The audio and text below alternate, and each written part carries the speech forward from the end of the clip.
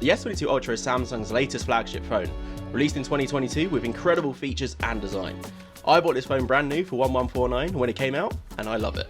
But its slightly older brother, the Note 20 Ultra, came out in 2020 and can be bought from reboxed for around half the price of a new S22 Ultra at $659. So, it's making me think, are 2 years of upgrades and extra features worth it on the S22 Ultra? Or should I save myself £500 and gone with reboxed on the Note 20 Ultra? I'm Jake, and in this video today, we're going to compare the S22 Ultra and the Note 20 Ultra and see which is your better buy in 2022. So you have the Note 20 Ultra here on the left and the S22 Ultra on the right, both similar sizes. So you have a 6.8 inch screen on the S22 Ultra, 6.9 inch on the Note 20 Ultra.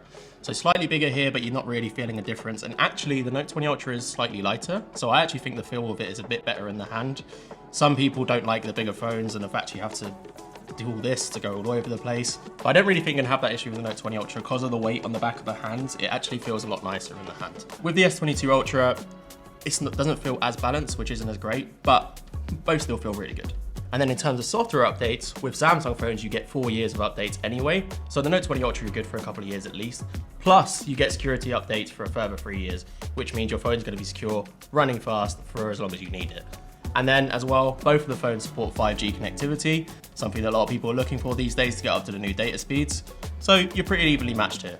What are the key differences? Well, you have a couple of bigger upgrades in the S22 Ultra. Firstly, you've got new camera hardware on the back. So you've got 5 cameras now on the back, which means you have a main sensor for your normal pictures, ultra wide.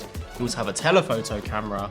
As well as that, you have this laser autofocus and the new flash on the S22 Ultra. Fantastic. On the Note 20 Ultra, you do also have that laser autofocus, which is the 3 lenses. However, you also still get that amazing zoom lens on the Note 20 Ultra. And then when you're talking about screens, as we mentioned, not too much difference in the screen size themselves, but you are getting a slightly brighter screen on the S22 Ultra. However, when we was actually out taking pictures on these phones, I didn't really notice too much of a difference, and it was quite a bright sunny day. Yeah, I was able to work out the detail in the pictures on both phones really easily. Both screens are super bright. Although there is a technical difference in the specs, I don't think you're really gonna see it in day-to-day use. One key thing for you power users is that the Note 20 Ultra has expandable storage, which is gonna be so important when you're taking 100 4K videos, all the pictures you're taking throughout the day. That's what you can go for on the Note 20 Ultra. Also for you power users, battery life. How long is your phone gonna last throughout the day? Something that's really important here is that you've got a slightly larger battery on the S22 Ultra, 5,000 milliamps, or 4,500 on the Note 20 Ultra. However, we know with Apple iPhones that battery size doesn't always mean actual performance. So in order to test the battery life of both devices, we took them both out for a day, took a lot of pictures, we had a few phone calls, texts, WhatsApps, the general use you would have throughout a day. And when I got home about 7 o'clock at night, I had about 50% of battery left on the S22 Ultra, about 35 to 40 on the Note 20. So you're not gonna see a massive difference. Remember that the ways you use your phone will completely change it. But the main thing is with these two devices, despite the price of both of them, is that you're getting all day battery life on both of these phones. To give these cameras a run for their money, I headed out with the team to put both phones through their paces.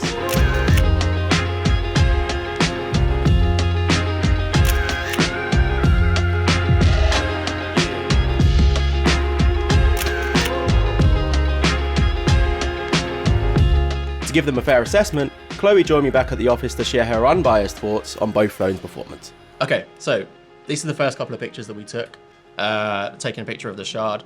This is a bit of an easier one, I can't lie, because we obviously know we have the better zoom camera on the S22 Ultra, and you know the Note 20 Ultra is a bit older. Which of these two pictures do you prefer? Which one of these phones would you take out with yourself? Definitely the one on the left. It's a lot sharper. Yeah? And a lot brighter. I'd say though on the right, I'd say you, considering this is like 50 times zoom, like considering where we just did, like I wouldn't say it's that usable, but neither of them are really gonna be put on Instagram or anything, but yeah, there's a good bit of detail on both of them, I'd say, for the zoom level. Yeah. So moving on to our second set of images. This was a portrait shot.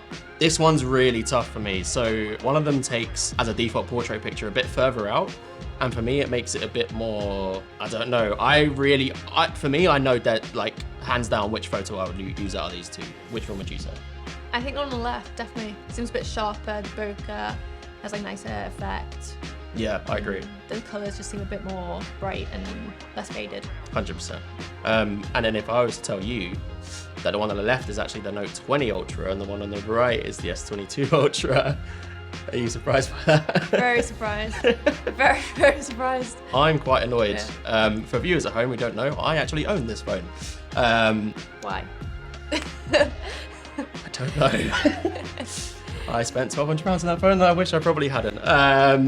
But yeah, I agree. I think this is a good image, but I don't think it's getting anywhere near close to how Instagram worthy that image is. Yeah. It's absolutely brilliant. Very crisp. And also just like the cutout of like where the hair is as well. I can't really tell that apart from maybe like any other portrait photo you get with another phone. So let's move on to our last one.